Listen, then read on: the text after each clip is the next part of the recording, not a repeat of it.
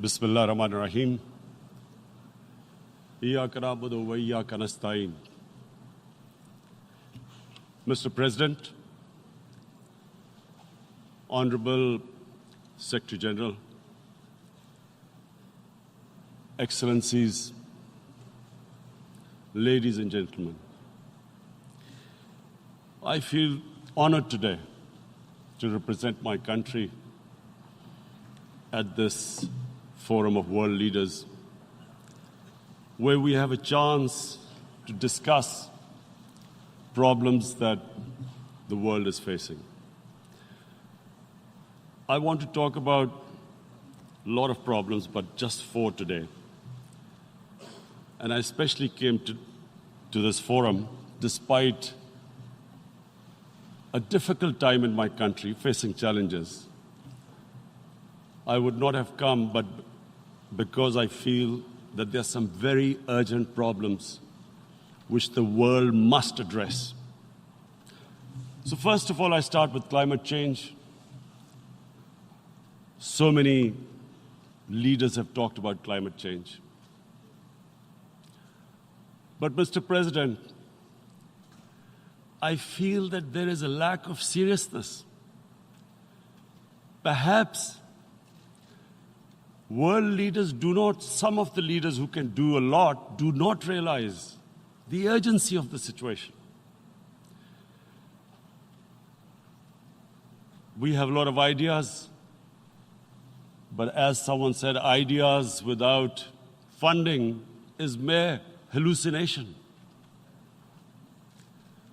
Pakistan, I'll give you start with my own country. Our country is amongst the top 10 nations in the world which are most affected by climate change. We depend upon our rivers. We are mainly an agricultural country. And 80% of the water in our rivers comes from our glaciers. The glaciers, not just on the Pakistani side, even India.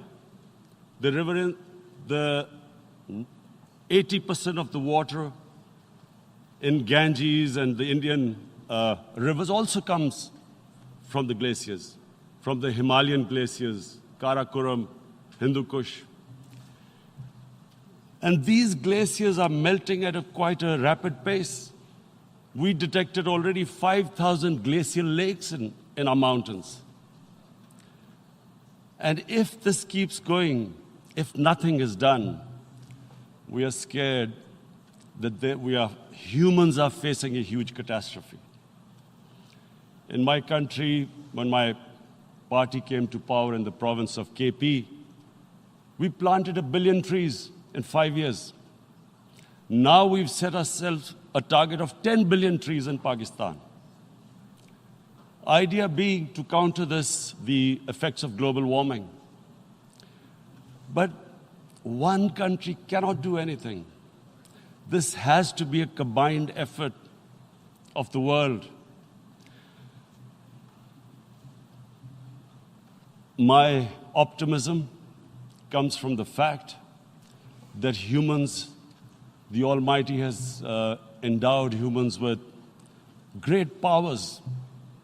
We can do anything, provided our survival instinct is stirred up. And this is really what I hope that the United Nations will take a lead in this. There must be more emphasis. Richer countries must be pushed. Countries that mainly are responsible for greenhouse gas emissions. They must be pushed because our country contributes minuscule amount to greenhouse gases. So I feel that the United Nations must take leadership in this. My second issue for me right now is even more critical. Mr. President, every year, billions of dollars leave the poorer countries and go towards rich countries. billions of dollars siphoned off by the ruling elites of the developing world.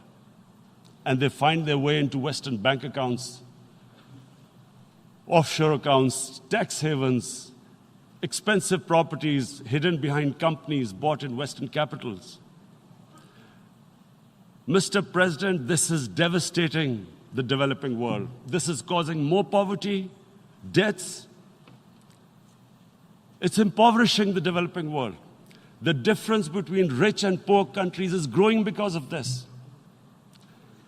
Money laundering, which happens because money leaves the poorer countries into rich countries, is not treated the same as, for instance, money from drugs or terror financing. The seriousness which terror financing and money from drugs, the way it is treated, it's not the same. The way the poor countries are being plundered by their elites. It's not happening. In my country, when I took charge of our government a year back, in the 10 years preceding that, our total debt went up 4 times.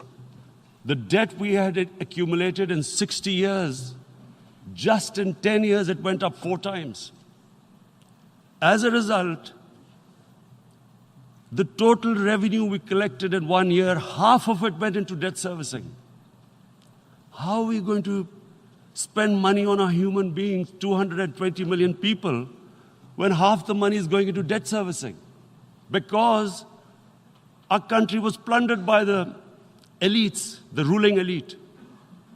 And easily they could get the money out. And when, Mr. President, we located properties in Western capitals bought by this money through corruption and money laundering, located the properties of these corrupt leaders, we find it so difficult to retrieve it. That money, if we retrieved that money, we could spend on our human beings. But it's so difficult. The laws protecting these criminals. We do not have the sort of money to have expensive lawyers and spend millions and millions of dollars. We need help from the rich countries. And, Mr. President, it's critical. The rich countries must show political will. They cannot allow this to happen. How can the poor countries spend money on human development, which the United Nations asks, SDG? How are we going to do it when this money can easily leave our countries? So, unless the rich countries intend to build walls to stop economic refugees coming as we see right now, they must take action. They must take action now. It must be a deterrent. Corrupt ruling elites should not be able to take money out easily and park it into foreign bank accounts and into these properties abroad. And I never understand why. Why do we have these tax havens? Why is this allowed? Why shouldn't rich people pay taxes? Why is it legal to have these tax havens where you have these secret accounts? Because, the world is changing. The population of the world is growing. Sooner or later, you're going to have a crisis. If the poor get poorer and the rich get richer, there is going to be a crisis sooner or later. So this is my second point. I hope that the United Nations takes a lead in this. It involves the IMF, the World Bank, Asian Development Bank. They must find a way of stopping this plunder of the developing world. My third point is Islamophobia. There are 1.3 billion Muslims in this world. There are millions of Muslims living in other countries, European countries, in the US, as minorities. Islamophobia since 9/11 has grown at a pace where it is alarming. Human communities live together. There should be understanding amongst them. But Islamophobia is creating a division. Muslim women wearing hijab, it's become an issue. It's become an issue in some countries. Hijab is some sort of a weapon. A woman can take off her clothes in countries, but she can't put on more clothes. How is this happening? Because of Islamophobia. And how did this Islamophobia start? After 9/11. And why did it start? Because certain Western leaders equated terrorism with Islam. Islamic terrorism. Radical Islam. What is radical Islam? There is only one Islam. And that is the Islam we follow of Prophet Muhammad sallallahu alaihi wasallam. There is no other Islam. Radical Islam, Islamic terrorism, what message did they send to people in the West? And why is there Islamophobia? How is a person in New York, in the Midwest, in the US, in European capital, how is he going to distinguish between who is a moderate Muslim and who's a radical Muslim? Because terrorism has nothing to do with any religion.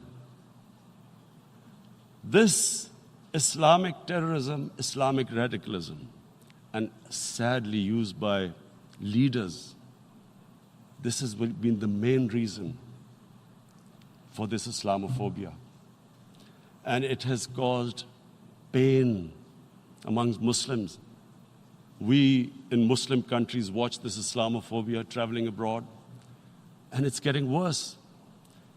And may I just say, Mr. President, that in European countries, it is marginalizing Muslim communities. And we all know that marginalization leads to radicalization. Some of the people who ended up as militants in Syria and other places were from marginalized Muslim communities. And my point here is that we must address this issue. I'm sad to say that we Muslim leaders have not addressed this issue either. After 9/11, when this thing came about war against radical Islam, rather than Muslim leaders trying to explain to the West that there is no such thing as radical Islam, in all human communities, they are radicals. They're liberals and rest are moderate. All human communities, Christians, Jews, everyone has it. But Islam is not radical, neither Judaism, neither Christianity, neither Hinduism. No religion preaches radicalism. The basis of all religion is compassion and justice, which differentiates us from the animal kingdom.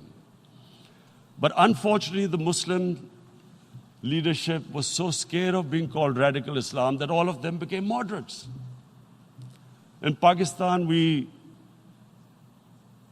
were in the eye of the storm, and our government coined a phrase called enlightened moderation. No one knows what it meant. But everyone started putting on Western suits that they were moderates, started speaking. Even those who didn't know English would speak English because they were moderates. No one had a clue what it was. Because we, in the Muslim world, did not explain to the West that there is no such thing as radical Islam.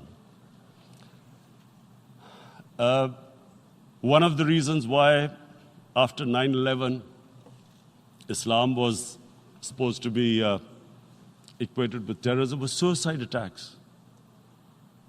Because the 9/11 bombers did a suicide attack, all sorts of theories came up that the Muslims are involved in suicide attacks because they will get virgin in heavens. Some came up with, what about women, suicide attackers? So this bizarre thing happened. No one explained. Suicide attacks and Islam were equated. No one did research that before 9/11, the majority of suicide attacks in the world were by Tamil tigers, who were Hindus. No one blamed Hinduism, and quite rightly. What has Hinduism got to do with what desperate people were doing in Sri Lanka? We all know we've seen films about Japanese kamikaze pilots at the end of the Second World War doing suicide attacks. No one blamed the religion. But here we were trying to prove we were moderates and not explaining to the West. But the most important thing I wanted to say here today, in explaining this Islamophobia, Mr. President, and I feel it's very important because I played professional sport in England, I spent a lot of time there.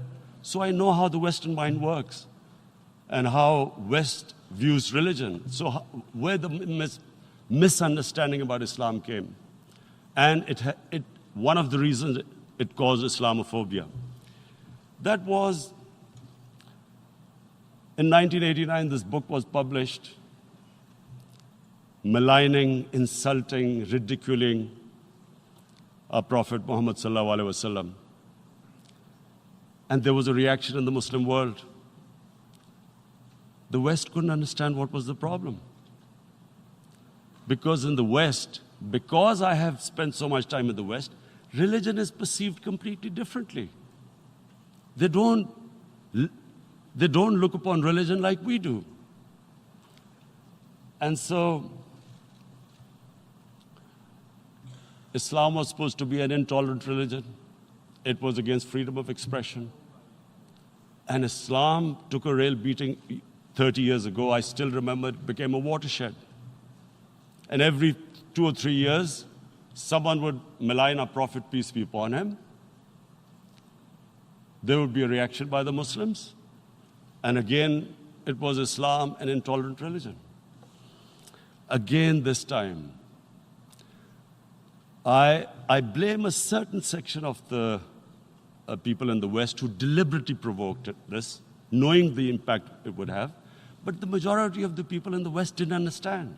This is where, again, Muslim leadership let the Muslims down. We should have explained to them what our Prophet, peace be upon him, means to us. So in 1 minute, I'll try and explain what he means to us. Our Prophet was the witness to the divine book, the Holy Quran. The Holy Quran is the book of guidance for Muslims, and the Prophet's life was living the Quran. He was an example of what the Quran guided us to be. So he is the ideal we all try to get to. The Prophet created the state of Medina, the first state in Islam. That state was the basis of a Muslim civilization which became the predominant civilization for the next 700 years. And what was that state? I hear such strange things about Islam, that it is against women, it's against minorities. The first state of Islam in Medina, it was the first time a welfare state was set up. The state took responsibility of the weak, widows, orphans, poor people, handicapped. It taxed the rich, spent the money on the poor. The state announced that all human beings are children of Adam, hence equal, whatever the color of their skin. The state announced, the Prophet announced that, and slavery, the whole system depended on slavery as it did for many years in the Western societies. The Prophet said that one of the greatest deeds is to free a slave. But because the society depended on slavery, he said, but if you have to treat them as an equal member of the family. And as a result, something happened in a Muslim world which hasn't happened in any other civilization.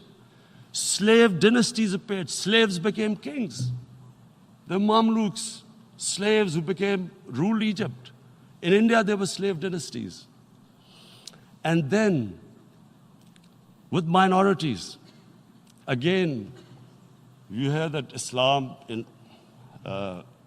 is supposed to be against minorities. Let me just make this clear. In Islam, the Prophet announced that everyone was free to practice his religion.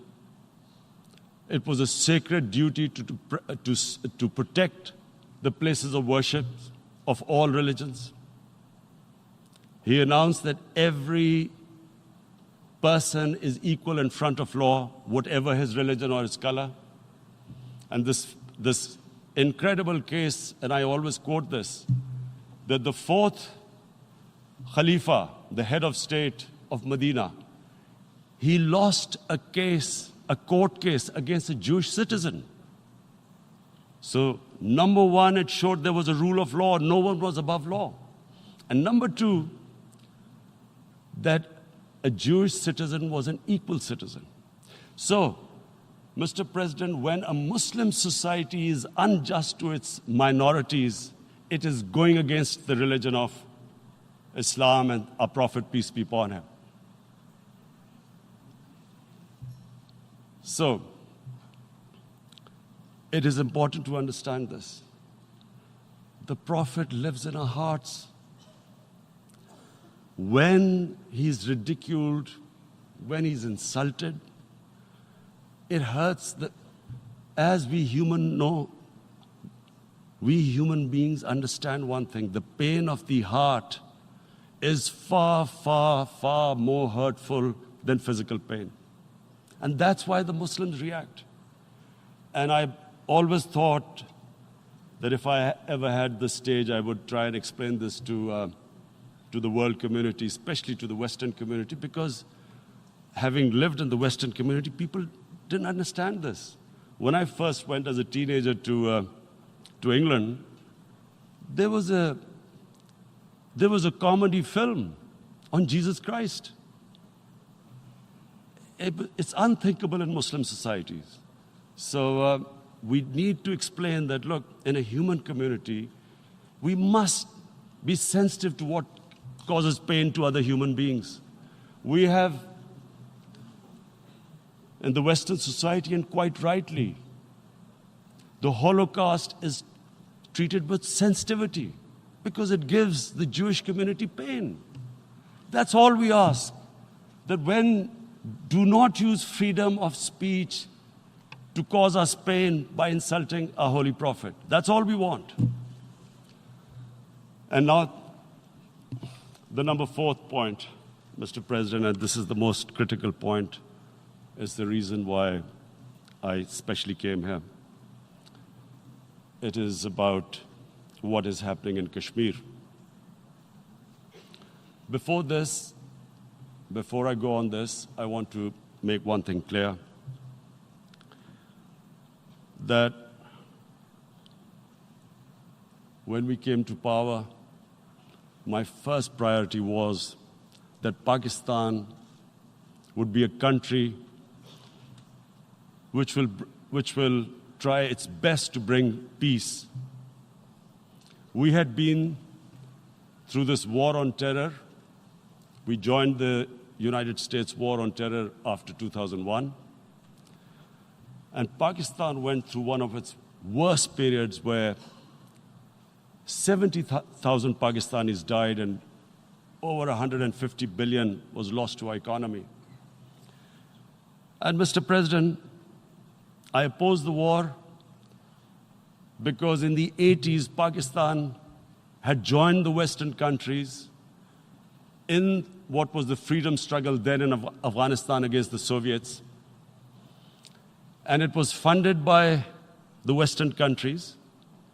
These Mujahideen groups, which were treated in guerrilla warfare, were trained by Pakistan Army, funded by the Western countries, and especially US, and they waged what was a freedom struggle in Afghanistan. The Soviets called them terrorists. We called them freedom fighters. 1989, the Soviets retreated. The Americans packed up and left. Pakistan was left with these groups. Come 9/11, Pakistan joined the United States in this war on terror. And now our government was supposed to, the reason why I opposed joining this war, because here we had indoctrinated them in jihad, meaning freedom struggle against foreign occupation. Now, because we had joined the US, and the US had occupied Afghanistan, now we were supposed to tell them that, no, this is not freedom struggle and jihad, it's terrorism. So that's why I tried to tell then government that, stay neutral, because you will have leverage over them. You will be able to control them. But if you join them, you become collaborators, and they will attack you, which is what happened. They turned against us. We went through a nightmare. 70,000 people killed in a war we had nothing to do with. No Pakistani was involved in 9/11. Taliban were in Afghanistan. Al-Qaeda was in Afghanistan. What had we to do with it? 70,000 Pakistanis died. So when we came to power, we decided that we would dismantle what was left of these groups. And this decision was taken not just by us, but by all the political parties in Pakistan.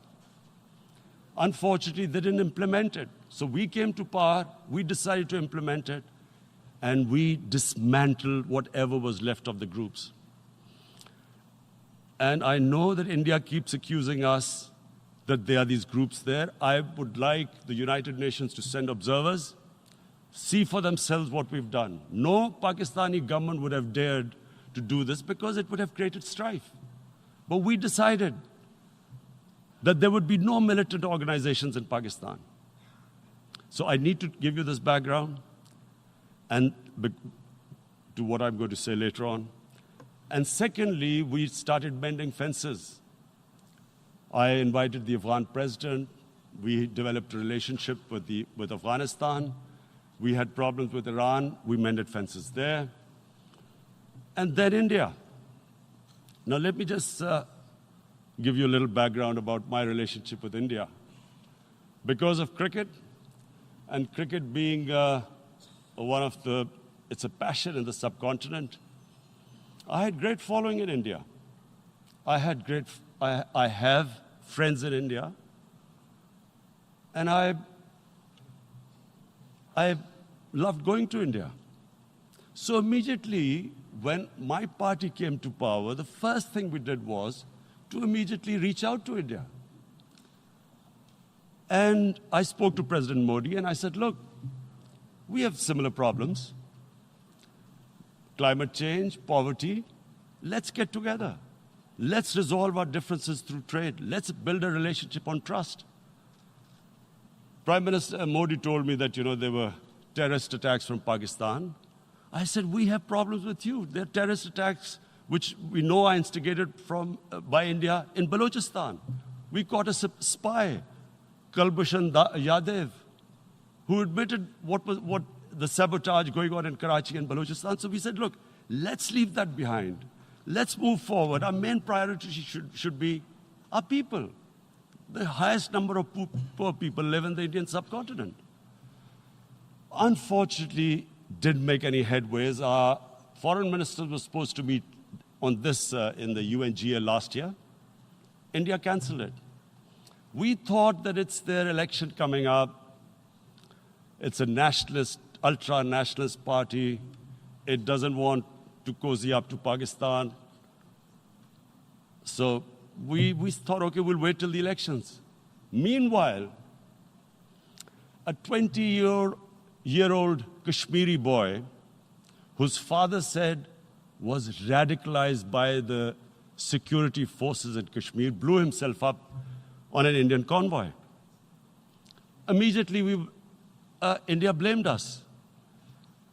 I I spoke to the Indian public on television. I said, if you give us any iota of proof, we will immediately take action because we've clamped down on these groups. Rather than sending us any proofs, they sent their jets in, they bombed us. We retaliated.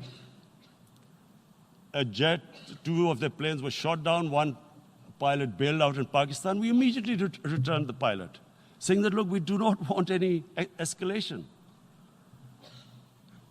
Rather than taking that as a peace gesture, the entire campaign, almost the entire campaign of Mr. Modi in the election was how he had taught Pakistan a lesson that jets had killed 350 terrorists. Complete lie. They had just killed about 10 trees of ours, which was quite painful given that, we are growing all these trees. He then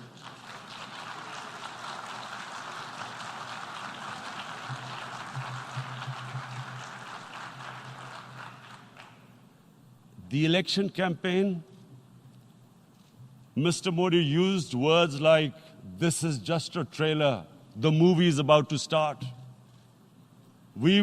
I went into Pakistan and taught them a lesson. This was the election campaign. Okay, so we thought, us politicians make all these statements to win elections. So, okay, after elections, we'll get back to our normal relationship. Well, the moment the elections ended, we approached India, no response, but then we discovered they were trying to push us in the FATF blacklist to bankrupt us. That's when we realized there was an agenda. And that agenda became obvious on the 5th August when India went against 11 United Nations Security Council resolutions which say that Kashmir is a disputed territory and the people of Kashmir have the right of self-determination. They went against that. They went against Simla Accord, which is about bilateral, sorting out our differences through bilateral means, went against that. They actually went against the Indian Constitution. Illegally, they revoked Article 370, which gave Kashmir the special status. They got an extra 180,000 troops there. Total number of security forces in Kashmir now are 900,000. And they put 8 million people of Kashmir under curfew.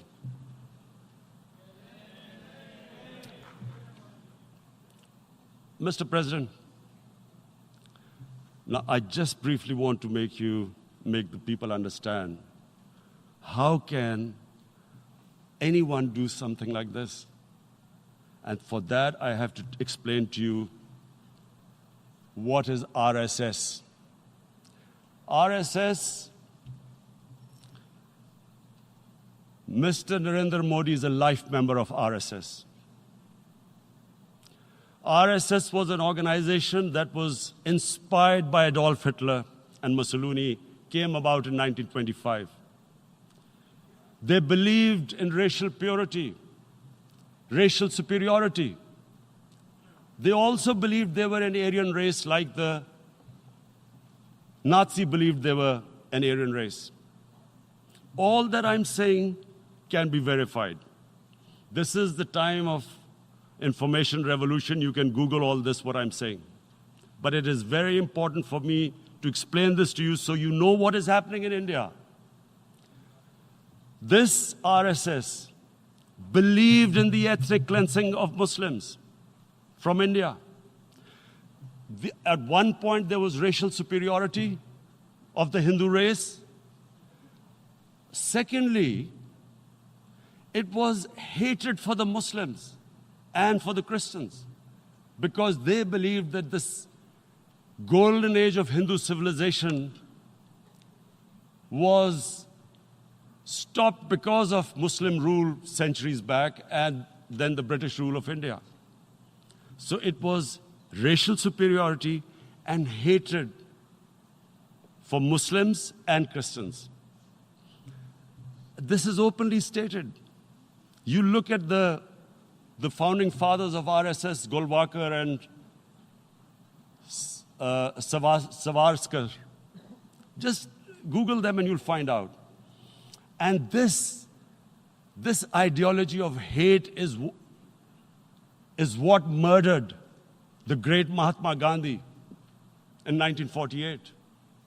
It was this ideology of hate that made Narendra Modi in 2002 do a pogrom against Muslims in Gujarat when he was the chief minister. He allowed 3 days for these RSS goons who were inspired by the Hitler brown shirts. They actually wear brown shirts. This RSS, the Congress Home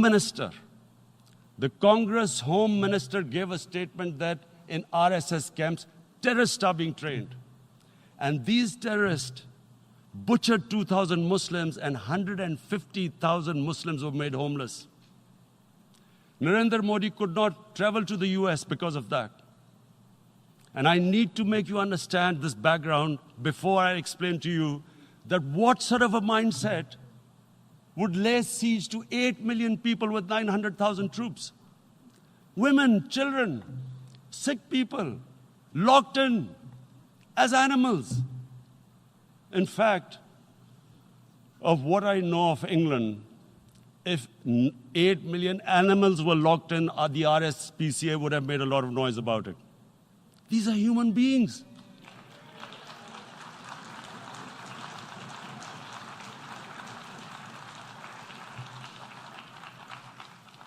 And Mr. President, what comes with racial superiority, these illusions of Aryan superior race, is arrogance.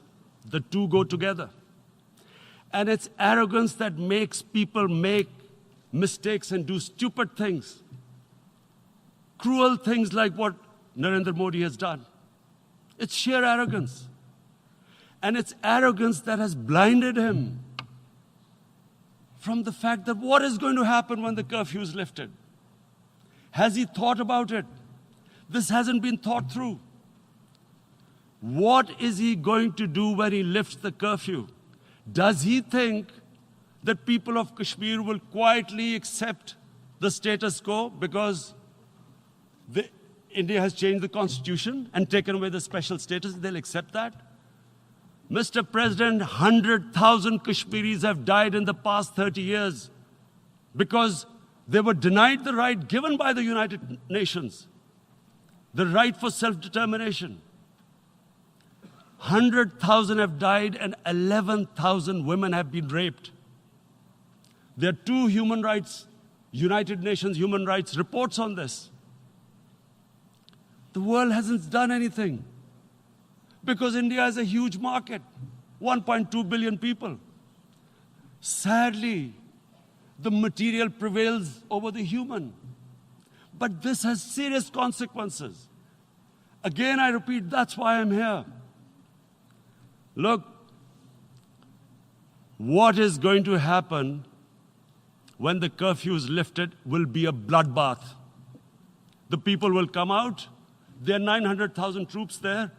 They haven't come to, as Narendra Modi says, he's done this for prosperity of Kashmir. This is supposed to be for the development. These 900,000 troops, what are they going to do when they come out? There'll be a bloodbath. Has he thought it through what happens then? Mr. President, has anyone thought that what happens when there is a bloodbath? What do you think the impact will have on people of Kashmir? What do you think they will think? The way they have been boxed in their houses, treated like worse than animals, no rights. Thousands of all the political leadership has been arrested, taken out of Kashmir. Even those Kashmiri leaders who were pro-India have been taken out. 13,000 boys have been picked up and taken to God knows which destinations. So what do they think? What will the people of Kashmir do when they lift the curfew? They will be out in the streets. And what will these soldiers do? They will shoot them. They've already used pellet guns, blinded young boys. In the last 6 years, the 5 years, the oppression that has gone on in Kashmir. And so, Kashmiris will be further radicalized. Mr. President, there will be another Pulwama. And guess what? India will blame us. They're already blaming us. They're saying all this is happening because of Pakistan. One of their defense ministers said, there are 500 terrorists lined up on the border to go in. Why would Pakistan send 500 terrorists when there are 900,000 troops? What impact are they going to make? What will they do? And don't we know that the moment there is some terrorist attack, all that will happen is there'll be further cruelty and oppression of the people of Kashmir. We will just give the 900,000 troops to further crush the people of Kashmir. And then we'll give the Indian government an excuse that, look, Pakistan is a terrorist state, and this mantra that has gone on, Islamic terrorism. The moment you use this catchword, Islamic terrorism, the whole world turns away. No one talks about human rights. You can do whatever you want, which is what has happened in Kashmir, because they keep using this word, Islamic terrorism. And this is what they're doing right now. What do we benefit from further increasing the cruelty on the people of Kashmir? And why would we want this? But there is no other narrative left for India. As when they lift the curfew, whatever happens, Pakistan will be blamed, and there is always a danger of another Pulwama. They might come and bomb us again, and then another cycle might start. And what does Narendra Modi think that 180 million Muslims of India are thinking right now? Aren't they watching these Kashmiris stuck inside for 55 days they've been stuck in? Aren't they watching? What do you think? Don't you think that the Muslims will be radicalized in India? And I'm talking about 180 million people. And when they get radicalized, there will be some incident in India somewhere down the line. Again, we will be blamed. And I'm warning you right now, again, we will be blamed. And Mr. President, what about 1.3 billion Muslims who are watching this? And they know that it is only happening in Kashmir because they're Kashmiri Muslims. This is not happening to Kashmiri Hindus. They know that this is happening because of their religion. So what do you think they will be thinking? What do you think the Jewish community would think if they were, forget 8,000 Jews stuck like this? What do you think Europeans would think? What do we think? I mean, any human community, if their members are stuck like that, what do you think they will think? Are we a children of a lesser God? Is it not going to cause us pain? And then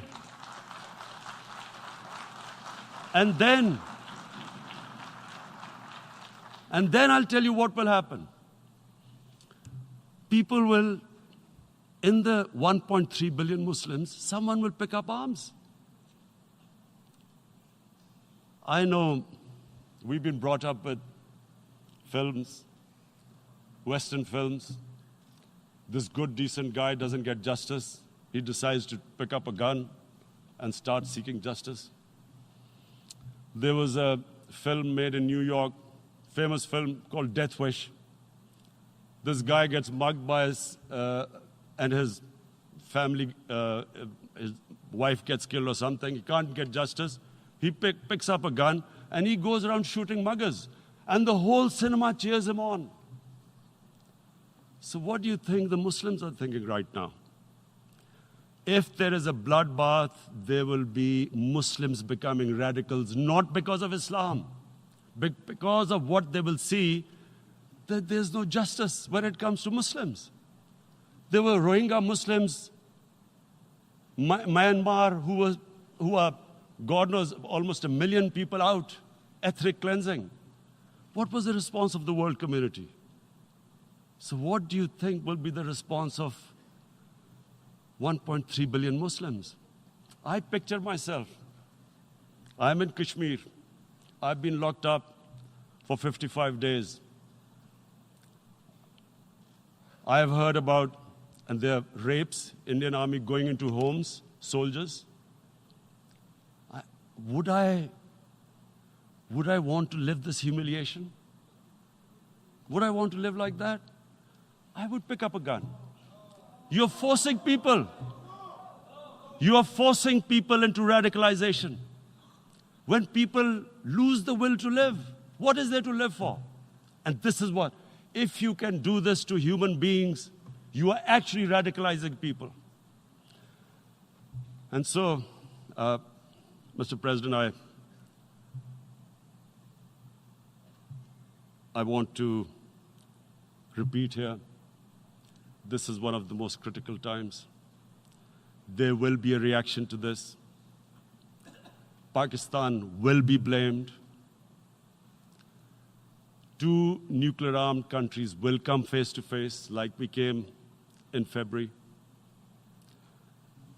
And before we head in that direction, the United Nations has a responsibility. This is why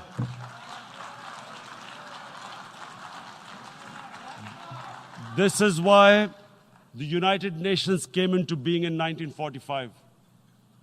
You were supposed to stop this happening. I feel we are back to 1939, Munich. Czechoslovakia has been taken, annexed. What is the world community going to do?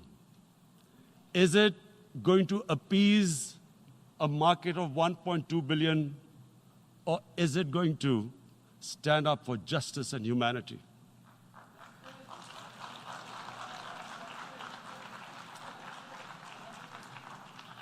If this goes wrong, you hope for the best, but be prepared for the worst.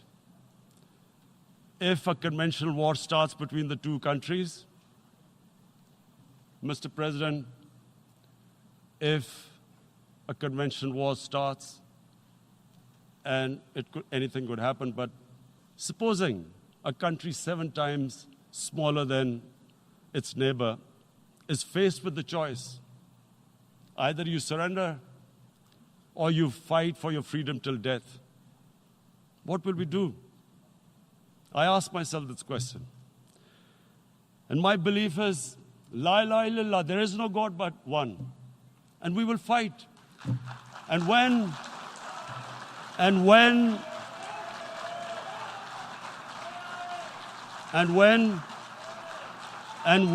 a nuclear-armed country fights to the end, it will have consequences far beyond the borders.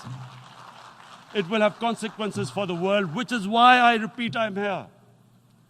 Because I'm warning you, it's not a threat. It's a fair worry that where are we headed? And I've come here to tell the UN, you've got to, this is a test for the United Nations. You are the one who guaranteed the people of Kashmir the right of self-determination. They are suffering because of that. And this is the time. This is the time not to appease like in 1939 appeasement took place. This is the time to take action. And number 1 action must be that India must lift this inhuman curfew, which has lasted for 55 days. It must free all political prisoners, and especially those 13,000 boys that have been picked up. Parents don't know where they've disappeared. And then the world community must give the people of Kashmir their right of self-determination. Thank you.